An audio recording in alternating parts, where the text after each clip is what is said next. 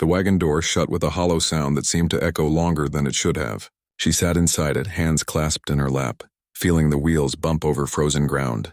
The man driving hadn't spoken since town, just the creak of reins and the rhythm of hooves against hard earth.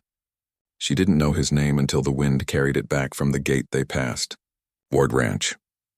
When they stopped, he stepped down first, motion steady, eyes unreadable. His coat was worn at the seams, his hat pulled low enough to hide most of his face. "You can start in the morning," he said. No welcome, no question, just fact. The house behind him leaned into the wind like it had learned to bear weight. 3 children stood on the porch, half hidden by the railing. A boy about 10, another younger, and a little girl clutching a wooden doll with one arm missing. None of them smiled. He turned toward the barn without looking back. She followed the creak of the porch steps, boots heavy from travel. The smallest child whispered something, and the older one hushed her fast. Inside smelled of dust and cedar oil. "There's bread on the table," he said over his shoulder. "Water's in the pump out back." She nodded, but he didn't see. The door closed behind him, and the silence inside the room felt thick enough to touch. She stood a moment longer, letting her eyes find the faint scratches on the wooden floor, small circles, like a child had once dragged a toy horse there until the wood gave way. When she finally sat, her fingers trembled from more than cold. She thought of the note she'd left behind in town. Work wanted.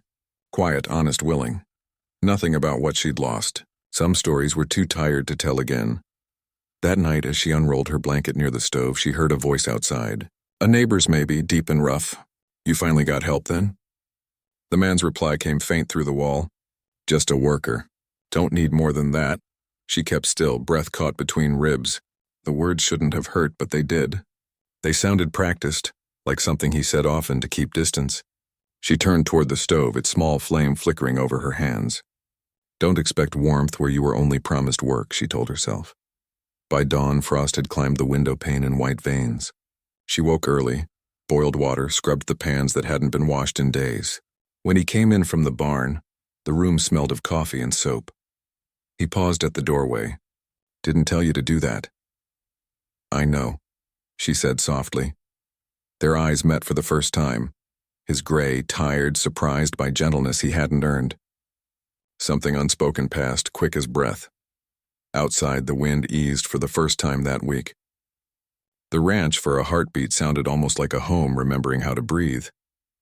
The day began with the sound of coughing, soft at first, then sharp enough to cut through the thin walls. She found the youngest boy sitting on the floor beside the hearth, his face pale, his breath quick and shallow. A bucket of ashes had spilled beside him, and his little hands were gray with soot. "Easy now," she whispered, kneeling down. The boy flinched, then stilled. His forehead burned under her touch. Outside, the wind pushed dry snow against the window, hissing like a warning. She carried him to the small cot near the stove, wrapped him in her shawl, and stirred what water she had left over the fire. The other 2 children watched from the doorway, one clutching the frame, the other chewing his lip, torn between fear and pride. "He gets sick when it's cold," the older boy muttered. She nodded. "I did too once." When the man came in from the barn, snow in his beard, he stopped short at the sight of her bent over his son. His boots froze on the threshold. "What happened?" "Fever," she said simply. "He needs warmth and rest."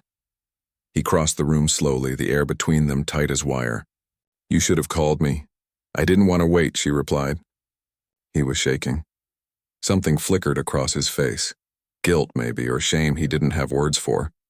He crouched beside the cot, rough fingers brushing the boy's hair from his eyes. The child stirred, mumbling something half-dreamed. She dipped a cloth into the pot, wrung it out, and held it toward him. "Here," she said. He hesitated, then took it. Their hands touched for a heartbeat, just heat, breath, and something that startled them both. The hours blurred. She fed the fire, changed the cloths, whispered nonsense to keep the boy from slipping too deep into fever's grasp. The man stayed near, silent, the chair creaking under his weight. When night fell, she slumped forward, exhaustion pulling at her shoulders. The child slept finally. She didn't realize she had dozed until a faint warmth stirred her awake. His coat, heavy lined, smelling faintly of pine smoke, was draped over her shoulders. He stood by the window, back turned, the lamplight catching on his jaw.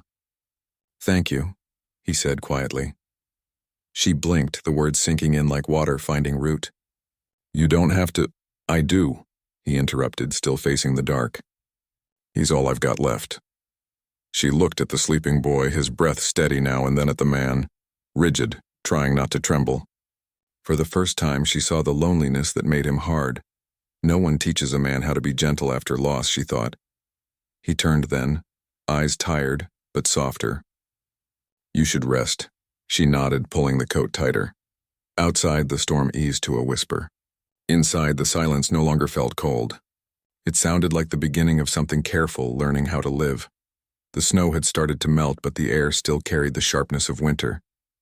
She stood by the porch rail, rubbing the hem of her apron between her fingers, watching the children chase one another through the half-thawed yard. Their laughter came uneven, hesitant like they were still learning it. Inside, the man was mending a saddle strap, his movements deliberate, quiet. The smell of oil and leather filled the small room. She had begun to notice how carefully he did things, how he never wasted motion, how even silence seemed to obey him. When she stepped in, he didn't look up. The snow's lifting, she said. He nodded once. Spring's late this year. It wasn't what she meant, but it was all either of them could manage. She filled the kettle, set it on the stove, and waited for the water to boil. The quiet between them had grown gentler these days, like the stillness after prayer. The little girl came running in with a dandelion clutched in her mitten. For her, she said proudly, holding it toward the woman. Before she could reply, the man spoke softly. Say thank you proper. The child turned to her, eyes bright. Thank you, miss, she smiled. You can call me Emma, she said. The man's hand froze over the strap. A name, simple and human, slipped into the room like sunlight through a cracked shutter. Later that evening, as the children slept, she lingered by the table, folding rags into neat squares. He sat across from her, running his thumb along the stitched leather. They've taken to you, he said. She hesitated. Children take to whoever stays. He looked up, eyes unreadable. You planning not to? Her breath caught. I heard you talking in town, she said quietly. Said you couldn't afford to keep another hand after spring. His brow furrowed. That's not what I meant. I understand, she said quickly, but her voice betrayed her. You don't owe me more than the work. He pushed back his chair. I said it to keep them off my back. Men around here don't see much difference between hiring and taking. The words hit harder than he meant. She turned away, her throat tight. Then maybe they're right about me, she whispered. I came here for work, and somehow I forgot to stop hoping for more. The room went still. The fire cracked once, low and soft. He rose, unsure of what to say. In his silence, something inside her broke cleanly, not with noise, but with understanding. Don't ask a man who's lost to name what he's afraid of, she thought. He'll just call it you. When she finally met his eyes again, there was no accusation in hers, only fatigue, and the kind of grace that comes from surrender. He wanted to speak, to apologize, but the words stuck like dust in his throat. Outside, the thawing earth gave way beneath the first drop of rain. Inside, they both stood still. Two people caught between staying and leaving, waiting for the courage to say what already lived quietly between them.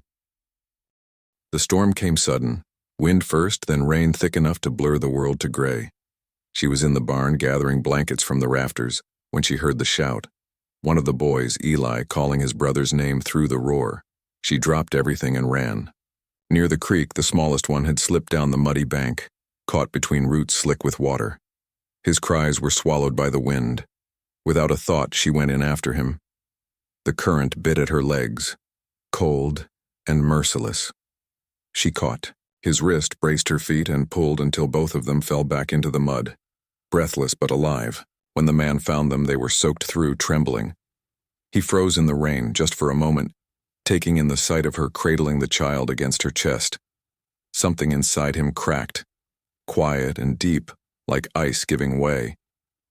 You could have drowned, he said, voice raw. So could he, she answered, and held the boy closer. He stared at her shaking hands, her hair plastered against her face, the way she still murmured to the child though her lips were blue. He took off his coat, wrapped it around both of them. Get inside. Back at the house, she stripped the boy's wet clothes, rubbed his hands warm, tucked him beneath blankets. The other two children hovered by the door, eyes wide. She smiled weakly. He's fine now. Just scared. The man stood behind her, silent. His shoulders were tense, jaw tight like he was fighting words that had waited too long. When the boy's breathing steadied, she turned.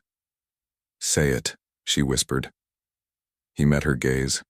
"I hired you to work. You gave them back their laughter." His voice faltered. "And I don't know what to do with that." She shook her head. "You don't have to do anything." "I do," he said. "Because it's more than I ever asked for." The words hit her like a door unlatched after years of knocking. She wanted to believe them, but part of her still braced for the cold. "I wasn't trying to change anything," she murmured. "Just trying to keep them warm." His eyes softened. "You did." Outside, thunder rolled, then faded. Inside, the only sound was the fire finding its breath again. He knelt beside the cot, resting a hand on the boy's shoulder. "When he called for you, he said, 'Mama.'"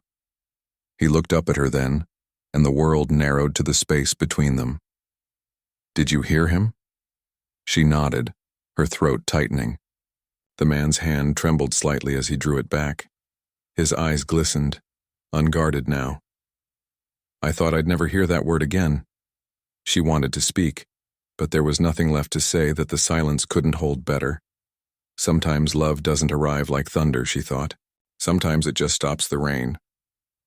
The storm eased outside, and through the window came the first light of dawn, thin, gold, and merciful. The wind that spring was softer, carrying the smell of rain and cut grass instead of frost. She stood on the porch with her sleeves rolled, a basin of warm water at her feet washing the small shirts the children had outgrown. The fabric fluttered in her hands like tiny flags of something once fragile, now strong. Inside, the house breathed differently. The old floorboards creaked not with emptiness, but with life. Footsteps, laughter, the quick patter of bare feet running between rooms. From the kitchen came the faint clatter of a pot, and the man's voice, calm but firm. "No more sugar in the stew, Rosie." She smiled, shaking her head. When he stepped outside, the afternoon light caught the silver in his hair. He leaned against the railing, watching her hang the last shirt. For a long moment, neither spoke. Then he said quietly, "You fixed this place." She looked up.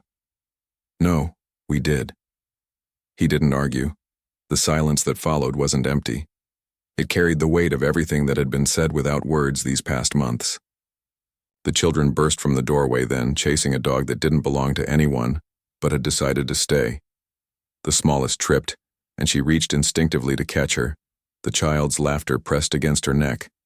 The man watched, the scene unfold, something tender and unguarded flickering behind his eyes. Later, as dusk settled, they sat side by side on the porch steps. He had mended the fence earlier that day, and his hands were rough, bandaged in 2 places. She poured coffee into tin cups, the kind he liked, burnt at the edges. "I used to think this ranch was enough," he said. "The work, the land, the quiet. Thought if I kept moving, I wouldn't hear what was missing." She turned her cup in her hands, not pushing him, not rescuing him. He exhaled, eyes fixed on the horizon. "Then one morning I heard them calling, 'You, Mama.' And it felt like the world stopped trying so hard to be lonely." Her throat tightened. "You don't have to say that." "I know," he said softly. "That's why I mean it." The lantern inside flickered against the window, catching the faint shapes of the children asleep. 3 small silhouettes tangled under one blanket. She watched the light, her voice almost a whisper. "I never thought I'd belong anywhere again." He looked at her, steady and certain now. "You don't belong here," he said. "You are here. There's a difference." Something in her eased at that. The kind of peace that doesn't announce itself, just settles. She rested her hand over his, the contact small but sure. The night deepened around them, crickets humming low, the air warm and still. Maybe love isn't found, she thought. Maybe it's built. One quiet mercy at a time. A child stirred inside, murmuring in her sleep. The man smiled faintly. She's dreaming, he said. Good, she replied. Let her. The lamp went out, and for a while, the only light left was the one between them.